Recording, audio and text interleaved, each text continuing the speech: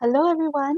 A very good afternoon to those who are joining us from Singapore and Asia, and good morning or good evening to all of you joining us from other parts of the world.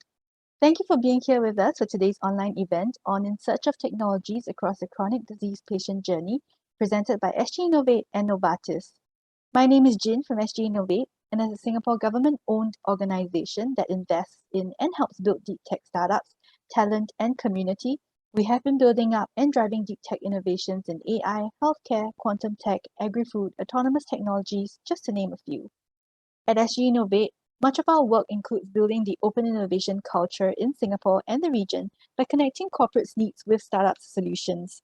Today, we are pleased to have Novartis join us in doing this deep dive into the mechanics of axial spondyloarthritis, the existing therapies and patient profiles, and also their collaboration models with startups.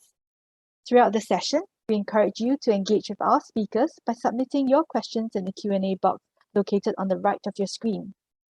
All questions from the audience will be answered during the panel discussion. After the presenters' presentations. So without further ado, I would like to invite our first speaker, Dr. Zophia Lim from Novartis. Zophia, please. Good afternoon, everybody. Good morning, good evening, wherever you are. Thank you so much for having us here today. Let me share my screen. Please let me know, Jin, if you can, when you're sharing. I think it's loading. Yes, we see it now. If you want to just put it on full screen. Is it on full screen now? Yeah, we've got it. Thank you. Okay, thank you. Yes, so thank you very much. The title of this talk is In Search of Technologies Across the Chronic Disease Patient Journey for nr-AxSpA. So my name is Zophia Lim. I am the Senior Medical Lead at Novartis here in Singapore, and it is my pleasure to talk about nr-AxSpA. So of course, the first question that begs definition, I guess, is what is nr-AxSpA? So let me begin with that. So to talk about nr-AxSpA, we actually have to define axial SpA. So axial spondyloarthritis, or AxSpA, is actually an umbrella term for two kinds of diseases, or rather a spectrum of disease. The first one is non-radiographic axial SpA. As the name suggests, it doesn't show up on radiographs or x-rays in simple terms. On the other side, we have ankylosing spondylitis, or AS in short, and that is the version that can be visualized on the x-ray. So the general consensus is that the non-radiographic axial SpA is the early disease. And this is because it's still in that inflammatory state. The changes are within the soft tissue most of the time. As opposed to ankylosing spondylitis, that is visualized, that is able to be visualized on x-rays, that is really the more irreversible structural damage that has occurred due to the chronic inflammatory disease of the spine. So let me give you a little bit of numbers. Worldwide prevalence is actually estimated to be 0.32% to 1.4%, which actually equates to, if we take that in the Singapore context, it gives us about 16 to 70,000 people. And of course, the non-radiographic version of axial SpA is going to be much less. So we're really talking about a fraction of it, between 5 to 20K. And actually, there's been a registry study in Singapore in a single center where over a 3-year period, there's 262 axial SpA patients. So this is not a very widespread disease. However, it really impacts the patients. The symptoms that the patients feel are chronic back pain, and they're really, really stiff in the morning, and they're often in pain so that at night they keep waking up. They can't move properly, and because of that chronic inflammatory state of the body, the patient feels really fatigued. So as you can see, it really affects the patient on a daily basis, at night and in the day. So the general treatments for this chronic inflammatory disease are anti-inflammatories. They range from oral medication onto different biologics. So the scope of today's talk is actually focused on the non-radiographic axial SPA, or the earlier version of the disease. Now, because it's non-radiographic, we can't image it, we can't visualize it, then there's a general delay in diagnosis. The patient usually goes to the doctor complaining of back pain, inability to sleep, inability to rest, feeling really tired. However, as you can tell from the symptoms, they are not very specific. So these are, can be experienced by quite a lot of people for a variety of reasons. So it's estimated the average diagnosis delay can be up to 6 to 8 years, which is actually quite a long time. So the progression rate actually from the non-radiographic or the earlier disease to the later disease AS can vary between 10 to 40% of the patients. This is within the time frame of 2 to 10 years, with a lifetime risk of progression of approximately 50%. So 50% of the patients have the risk of developing AS later in life. So for patients with non-radiographic axial SPA, an early diagnosis is very, very important, because then they can get the right treatment for their symptoms. They can feel a little bit better, and the quality of life also increases. And potentially it limits the downstream spinal damage that the disease might bring on. So one of the hallmarks of this disease is actually chronic inflammatory back pain. Now, when you have back pain, you can't actually tell whether it's inflammatory in nature, or is it mechanical back pain due to injury, for example. So in this disease, the most prominent inflammatory site is actually the sacroiliac joint. Oops, sorry about that. Let me activate my laser pointer. So as the name suggests, sacrum, which is the sacral part, and the iliac. Iliac are the hip bones, and sacrum is your tailbone.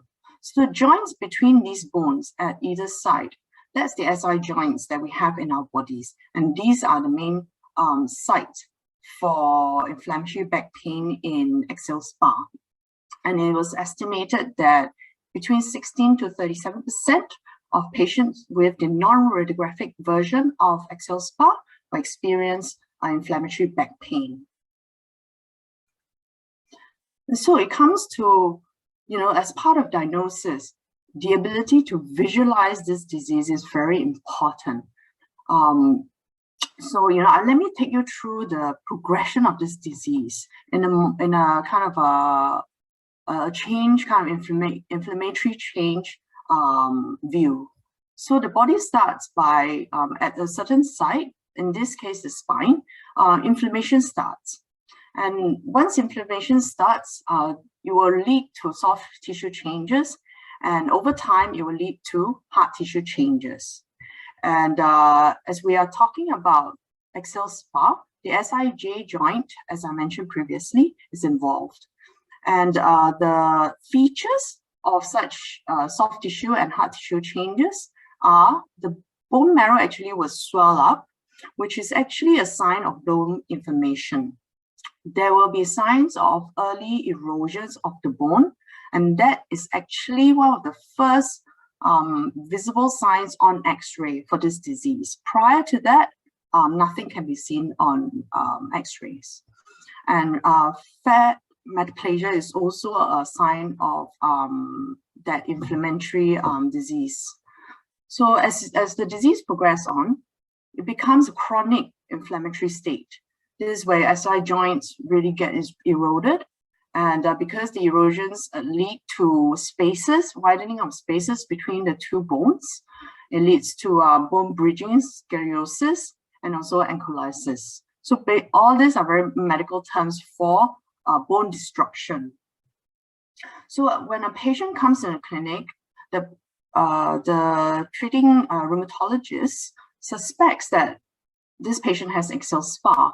He will look at the clinical features, the history, for example, as well, of the patient. And the first imaging technique that he will use is our X-ray. And I think everyone know what X-rays are. And if nothing shows up on the X-ray, and he still suspects that it is a case of axial SpA, then the SI joint assessment will be performed. And this is via the imaging using MRI. So what are the two main streams of imaging that I've just mentioned? So on the left, you can see that this is a conventional X-ray. You can see that there's white parts and the black parts. So in X-rays uses radiography, which means that anything that has calcium will turn out to be white.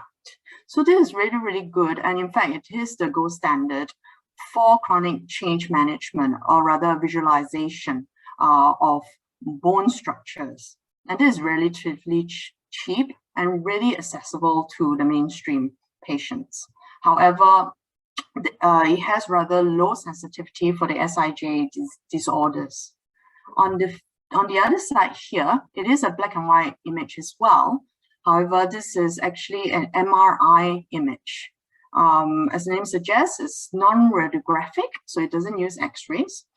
And actually, this is a stack of these black and white images in 3D. So this is X and Y axis, and you take it in 3D, in the Z axis, which gives you a visualization in 3D.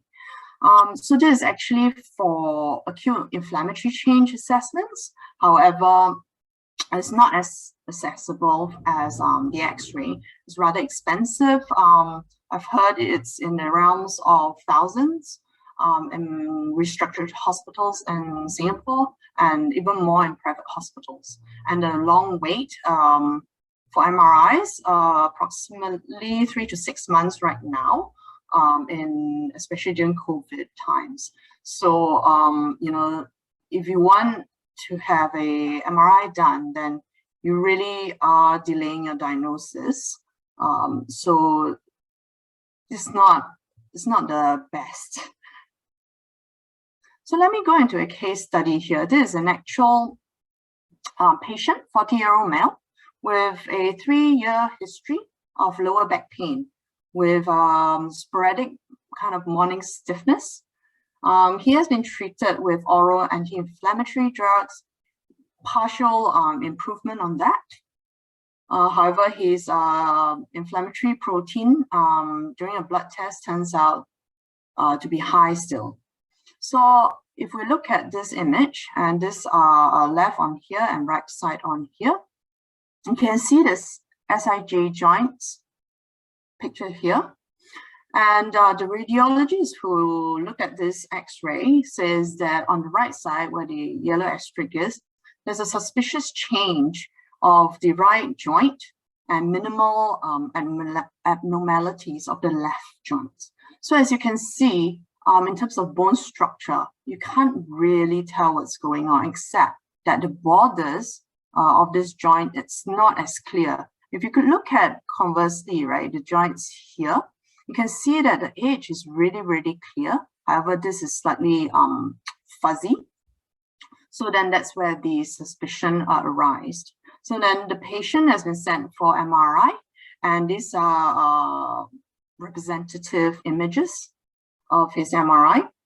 What they show is actually a bilateral irregularity of the joint margin, and it shows bone marrow edema. So the arrow in this case here, it shows subchondral bone hardening, and also the arrowhead actually shows active bone erosions. So you can see illustration of the difference in information that we can get from two imaging modalities. So with that, this is actually my last slide. I hope you have a rough understanding of what an X-ray does and what MRI is able to bring and how important it is for diagnosis, right, for axial SpA. So we really need a solution, a prediction tool for sacroiliitis. So when you have a patient who doesn't feel very well, suffering from IBP, he goes to the doctor, and the doctor will prescribe certain tests, including that of X-ray. If the patient does not show any change on the X-ray, he might not be able to get the diagnosis that he actually has for the disease that he actually has. But if the patient is able to get the MRI that he so needs, a positive diagnosis can be made for non-radiographic axial SpA. And so with that, the patient is able to get treated, and hopefully he will go on and live a full life. So what we're really looking for is an AI machine learning algorithm, right, that really helps us kind of take this part away, negates the need for the MRI, and really be able to tell whether the patient has sacroiliitis just using the X-ray. And with that, these are the references for the two papers that I referenced. And I'd like to say thank you.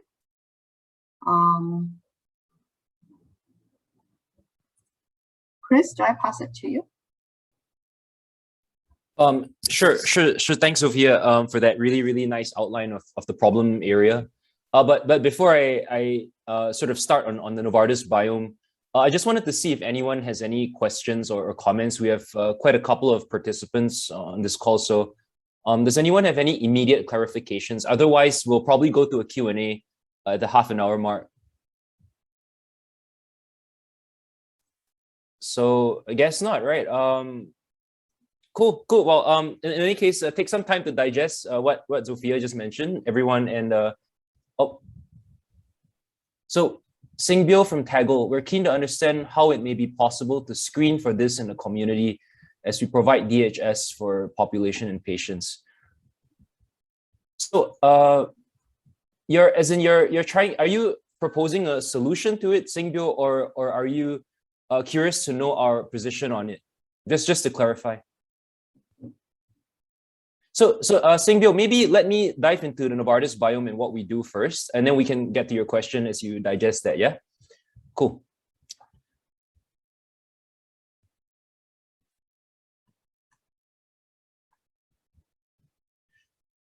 Great, so please feel free to type your questions and comments, right? My name is Chris. I'm the head of the Novartis Biome Digital Innovation Hub here in Singapore, but we're also responsible for digital health across the regions of Asia Pacific, the Middle East, and Africa, right? So I understand that some of you today come from various backgrounds. Some of you come from health tech startups. Some of you come from the healthcare organizations, and we're glad to be able to speak with you today. So let's get started. So first of all, why is Novartis, big pharma, interested in innovation, right? I think we sort of have to tackle that question at the start, right? Which is that a couple of years ago, when Novartis started on our digital journey, right, we realized that we couldn't do this alone, right? So our CEO Vas basically said, and I quote, right, passionate startups are the vanguard of health tech innovation, right? We want to work together to translate those solutions. And really, that brings us to three key things, right? We have the who, which is people like yourself on this call. We have the how, which is the collaboration model that Novartis has enacted through the Biome. And we have the why, right? So the why arguably is the most important reason we're here. So as Zophia mentioned, right, if we can create access, if we can accelerate diagnosis of diseases like non-radiographic axial SpA, we're able to get these patients to clinicians as quickly as possible so that they can get treatment, right? And the whole reason we have these problem statements is because our clinicians, our hospitals, and our healthcare professionals are telling us that this is important, right? So never forget that that's the reason why we're doing what we do. So very quickly, what does the Biome actually serve to function as, right? So number one, we do ecosystem development, which is exactly what we're here today doing, right? The second is innovation management. So we recognize that within Novartis, we're not fully configured or optimized to deliver on innovation. So how do we do that, right? How do we re-engineer the process to make that happen? And the third thing is capability building. So the whole idea of how do we make an entrepreneur out of every single scientist, commercial lead, medical lead? Because we want to make sure that when we work with you as a startup, we know we're able to work with you in an agile way, right? We don't want to take 2 years to run a pilot and go to market. We want to do it in a couple of months, right? Or as we say in the Biome, idea to production in about half a year, right? So let's see if we can make that happen with you. So the first question some of you might have is, what are the therapeutic areas that Novartis is interested in, and how do we play in this ecosystem, right? So if you look on the left, again, we represent Novartis in the APMA region, right? So cardiovascular disease, ASCVD, forms of retinal disease like diabetic retinopathy, right? Inflammatory back pain, like what Zophia is talking about today. Those would be some priority areas. But I would caveat that is not all we look at. Of course, we have a neuroscience portfolio elsewhere on the planet. And even in Singapore, it's just that in different markets, we have different weightage of what is important. And therefore, what you see on this screen is where we are immediately looking for your ideas, right? Your solutions and even your products, right? So cardiovascular disease, retinal disease, and inflammatory back pain. Now, by connecting you and us, what does that mean, right? So how do we actually partner to make this happen? And I'm very excited to share some of these concepts with you. So first and foremost, right, the Biome recognizes that pharma exists within an ecosystem of other players, right? So you have the hospitals, you have the government, you have things like the Department or Ministry of Health, you have the startups, you have payers, you have all patients, right? An entire ecosystem that is full of different needs and mechanics of how they work, right? So how do we view all of this, right? So let's start on the left side of this slide, right? So we have healthcare organizations, right? We have people like the Ministry of Health, or in Abu Dhabi, you have the Department of Health, right? And they're saying that they have a vision for 2025 or what have you, right? For example, the AI strategy in Singapore, as I understand, is to actually accelerate our AI in the application of chronic disease management, right? If you go to our national AI strategy, you'll see that. So can we start here, right? At the Biome for the therapeutic areas that we're talking about. So what does Biome provide? And a lot of you might be wondering, why should I even work with Novartis? That is a totally fair question, right? So I'll delve into that a little bit, but at a high level. So if you look at the bubble in the middle, right, Biome by Novartis, right? So aside from the fact that a lot of us here are product managers, product developers, we also have decades in pharma, right? So like Dr. Zophia and many of my colleagues, right, we all come from the medical profession, right, or the clinical profession, and they are here to make sure that when we work with a health tech, we're able to give you the guidance in order to execute on these solutions, right? We're not here to talk about innovation. We're here to actually deliver on what patients need tomorrow, right?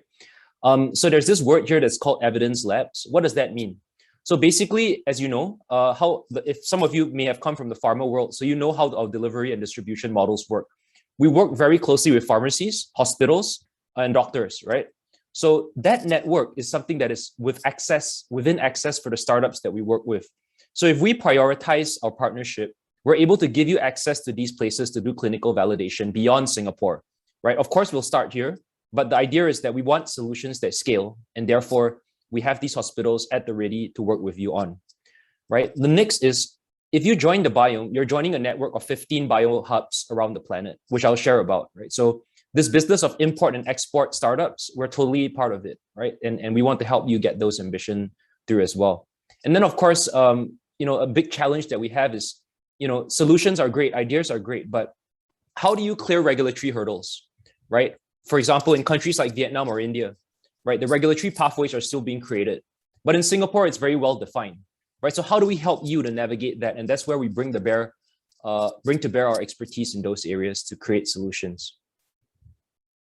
So that's all fine and well, but what does the Biome actually offer, right? So let me just break it down in a couple of points, right? So the left side is we have a co-working space. Now, obviously, in this day and age, that's less relevant, right? But I mean, that's it, we still have it, right? So we have space for startups to actually work at the Maple Tree Business City. It's a pretty nice space. So some of you might have attended the Biome Records brown bag sessions that we hold monthly. Yesterday was on mental health.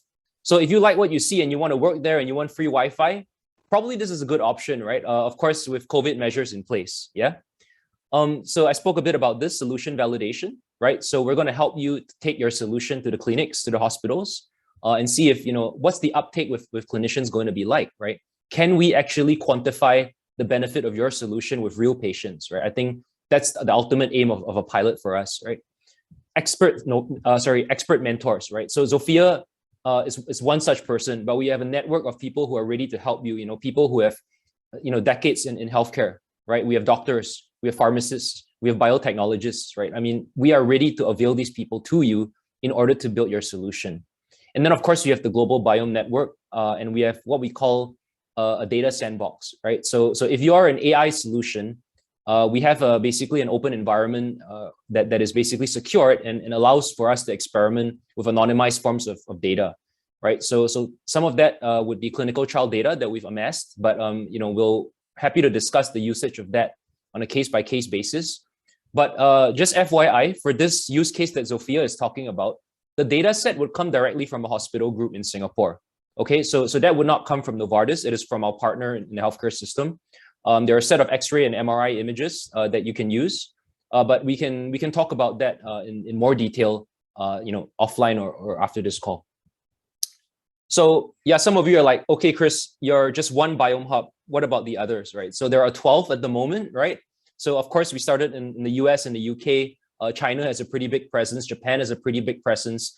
What does it mean that we have 15 biome hubs active, right? It means that if your solution works in Singapore, we're going to help you export that to our biome hubs elsewhere on the planet, right? So our therapeutic areas in Novartis cut across geographies, right? And we want to make sure that if something works here, we want to help clinicians abroad to do that as well, right? So in the areas of market access, in the areas of solution validation, we are happy to help you scale as long as we have a fit with what you're trying to do. Yeah, so this is just to give you a sense of the scale of our network. So some of you might be sitting there thinking, well, how has this actually been done? And I like to talk about a recent case study. Moving away from inflammatory back pain, I just want to use a case study from the retina practice that we have, right? So on the left side, you'll see that we have identified a problem or a partner, right? And this was in France, right? So in this case, the partner was called Tilak Healthcare, which provides a remote monitoring solution for wet AMD. Now, for those of you who are familiar with wet AMD, you will know that it's a disease that kicks in somewhere between 60 to 70 years old. And a lot of senior citizens have that, right? Your eyes start to fill with fluid and very quickly your vision deteriorates, right? And at the worst case, you go blind. So how do we help them to measure their condition, given that they're putting injections in their eyes, right? So we have a solution here we found in France, and we said, well, they actually provide a monitoring solution that is gamified, right? So you look at the game, you play around with it, and you actually get a feedback on how your eyesight is improving. At the same time, data is being sent to your physician on the back end to monitor your progress. It's a win-win for the healthcare system and the patient, right?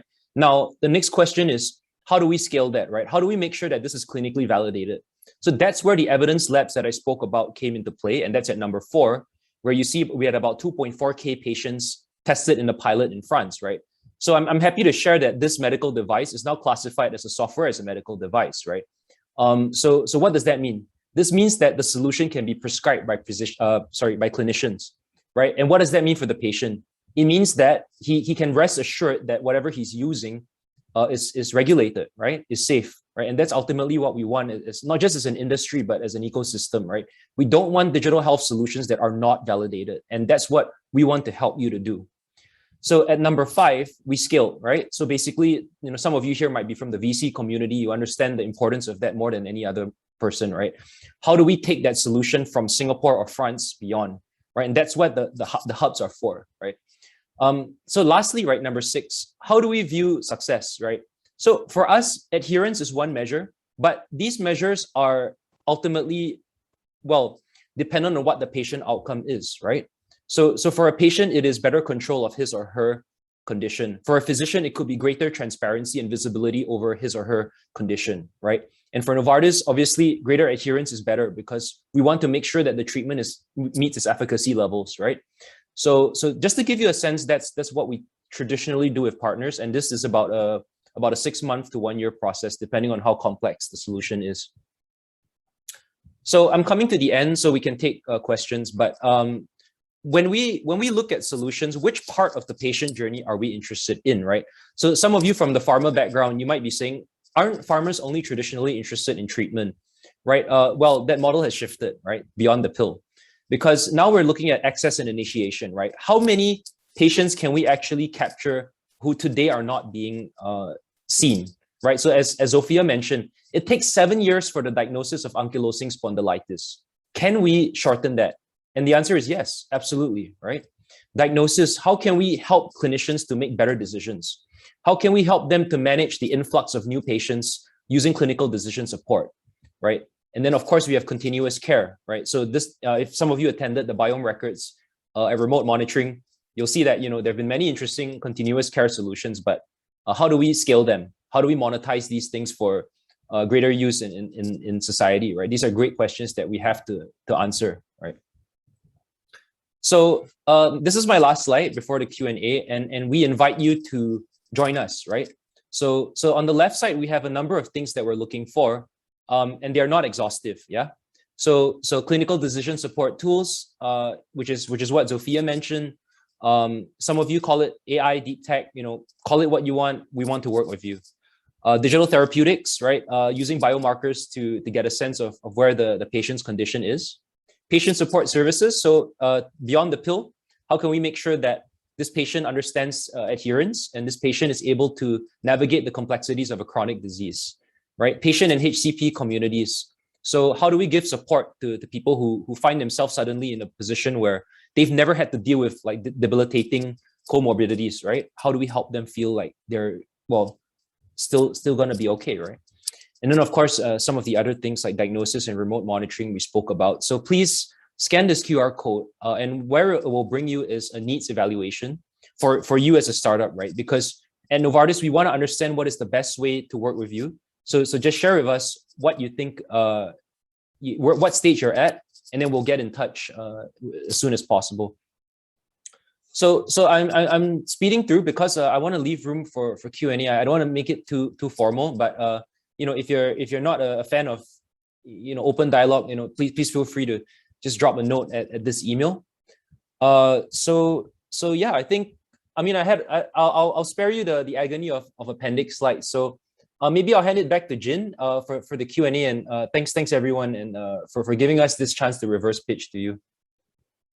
Jin, yeah. Yeah, thanks, Christian. Thanks for that. So I think we did have a few questions. I think previously Singbyo had a question that I think you asked for a follow-up clarification, and he's actually replied that he was looking at something that is related to your positioning and how you think the screening can be done. So perhaps you want to elaborate a little bit more about that. Sure, Ken. Thank you, Singbyo. So I'll answer from a Singapore context, yeah, because the clinician that we're working in this case is a Singapore hospital group, right? And Zophia, please feel free to add on, yeah.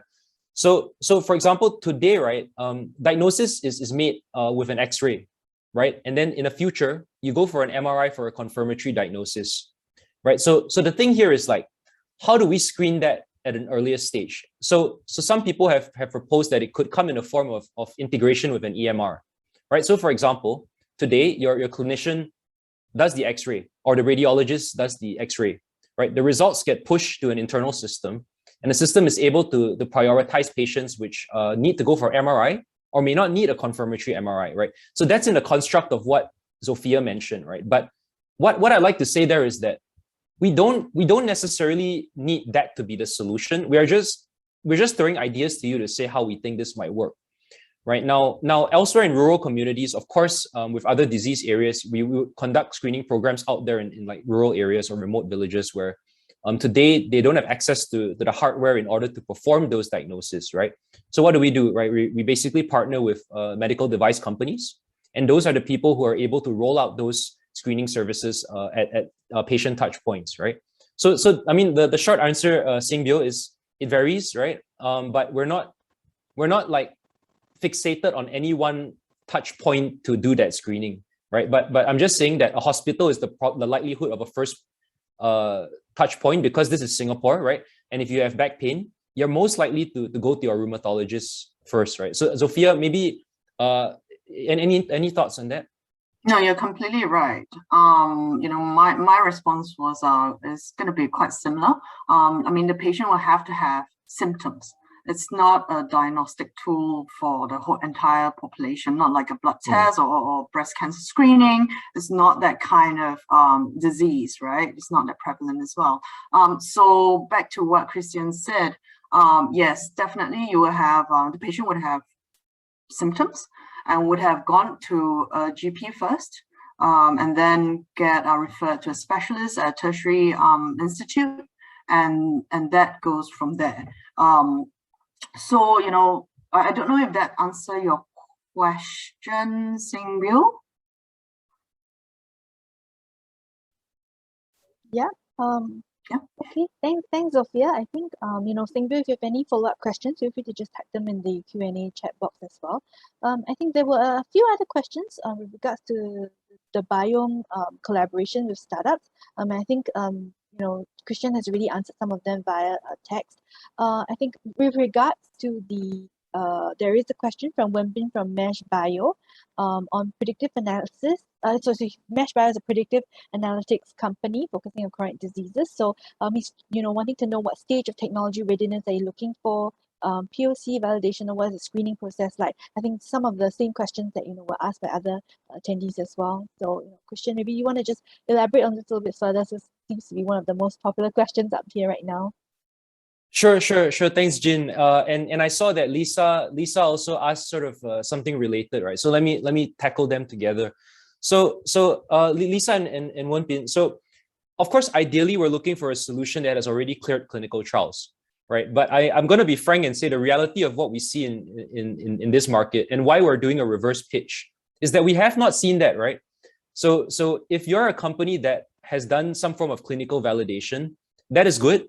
If you've done clinical trials, even better, right? But if you're still at an early stage, but you have some demonstrable results, we want to work with you, right? So if you are in need of a POC, that's where the Biome Fellowship Program comes in, right? Because we would then link you up with a clinician and say, okay, well, company X has done some preliminary AI tests, right? Or small POC, and they've been able to find that, okay, to a certain degree of specificity and sensitivity, they were able to achieve something, right? So would you like to work with them or not, right? So next comes working with real data, right? So that's where the hospital will let you use the X-rays and the MRI images to do a confirmatory back test, right? So how would it work? I mean, it could be a back test, right? So meaning to say, we look at results that were diagnoses that were already made, right? We look at what how your AI performs in a back test, and we compare the results to see what the accuracy level is like, right? That could be one way of doing it. And then following which, the hospital group would probably be interested in scaling up your solution to say, can we actually get this through a clinical trial, right? In which case, we would work with you and the internal review board to try and get that solution to a clinical trial, right? And mind you, so Novartis wouldn't work alone in this respect, right? So probably we would start engaging our partners in NUS Jumpstart, for example. We would start talking to, you know, even like NUS, right? To say, can we actually help this startup to do that, right? So it really depends. But yeah, so I see some other, yeah. So I know it's probably not the most clear answer, right? But it depends. But if we could find someone who has done clinical validation, that is ideal. If not, we will work with you with the clinician to make that happen, right? So what? Okay, so I think that answers the what level of startups question, and how are you looking to work with startups, right? So I saw that there were a number of other questions around IP. So Novartis doesn't want to own your IP, right? We don't take a stake, an equity in what you're doing, right? And so your next question might be, then why even bother doing it, right? So because we're doing this in the interest of the healthcare system, right? So what might happen is the hospital group goes into a discussion with you to say, can I acquire your technology? Okay, like I'm not ruling out that possibility, right? But we have to work with the clinician in order to see how that works, right? I can't speak on behalf of the hospitals. So what we'll do is we'll link you up with the rheumatologists and the innovation team at the hospital group, and we'll say, you know, what is the commercial viability of this model, right? Do we want the hospital group to own it? Or are we happy to go through a licensing and partnership agreement or even a joint venture? So all these questions are a bit premature at this point, but they're definitely things which will help you to have those conversations with the clinician. Does that answer? Sorry, I know that was a very long spiel, so let me know if I went off tangent. Yeah, I think, I mean, at least it's clear to me, but if, any of the attendees have any other questions, feel free to type them in here, or, Christian has already shared his email address and we'll be sharing all those links to you after the event as well. So, Yeah. if you have any follow-up questions, we'll be happy to do that. I think we do have a couple more other questions. And Singbyo had a follow-up question on, some questions on family history, position of back pain, etc., that can be used to identify those in the community, and that can be sent to hospitals and clinics or for X-ray or further testing. I think he was asking whether there were such data points that can be provided as well. So I think I'll take that. Sylvia, thank you so much for your clarification question. So actually, yes, to be within the, so there are a lot of international treatment guidelines. One such guideline actually has stated the criteria for diagnosis for axial SpA. And there are several features that are bucket list. And amongst those, definitely family history, position of back pain, not so much, but family history, the presence of a protein in your blood that can be found within the blood test is one of those. And there are other stuff such as, arthritis, basically inflammatory in the other joints as well. So yes, there are questions. However, from I guess you are looking at this from a really population screening much earlier before people move into, have symptoms and go and actively seek treatments or diagnosis, right? I'm guessing that's what you mean. So there are criteria that I guess you can build questions on and use to screen that way.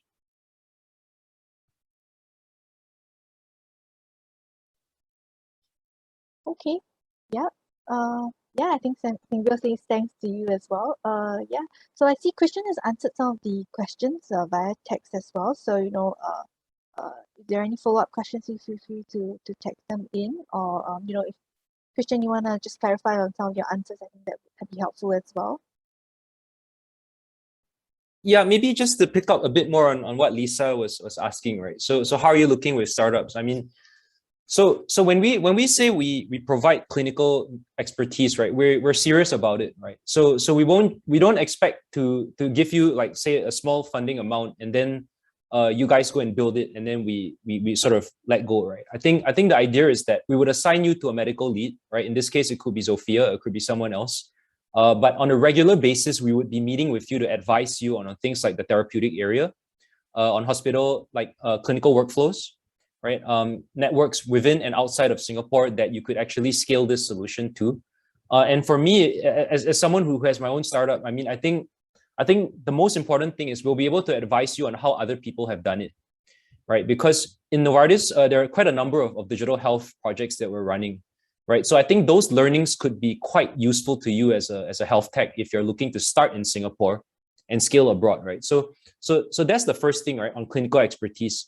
The second thing is the network, right? Which I think probably it seems a bit conceptual, right, at this point, but it really is true when you're talking about scale, right? So if a solution works in for example, SingHealth, right, would it be able to work in say a similar healthcare system elsewhere on the planet, right? I mean, access issues notwithstanding, yes, right, we could definitely help you to do that, and we want to provide that market access for you, right? But of course, we have to go through what we call a 4-step innovation process, right? So we ideate, we define what the solution actually is, right? And then we validate, can we actually get the solution to work in a clinical setting, right? And then we sort of pursue some kind of a commercial model, which is number 3, right? And bearing in mind that also implies considering the regulatory environment of the markets that you want to operate in. And then 4th is of course going live, right? So I think these are all things which we would provide for you, right? And that's why I provided that QR code. If you can have a look and let us know where are the areas that you as a health tech most need, right? We are able to then give you a more tailored response to the questions of how do we work with you, right? But at present, because I haven't met you, I don't know what stage you're at. It's hard for me to hone in on exactly how we're going to work, right? It's not a one-size-fits-all model. And also, we're not an accelerator, right? So the hub doesn't function like, we have like 10 mentors sitting there and a pool of equity to share, right? It's very different that way. So please do just reach out, right? And I'm happy to have a chat, and Zophia is happy to have a coffee as well. And Lisa, I hope that answers your question. Just let me know, yeah. Yeah, sure, no problem. Thanks, Christian. Thanks, Zophia. I think we've had come to the end of the questions for today. But once again, if any of the audience has any other questions, feel free to reach out to either SGInnovate or directly with Christian and Zophia. I think Christian has provided his email address, and his LinkedIn profile is always there for you to connect with him. So feel free to just reach out. We'll also be sending some of these links that has been shared during this event today with all of you via email after this. And the recording of this session will also be available on our SGInnovate YouTube channel. So do feel free to head back there for a review of today's event.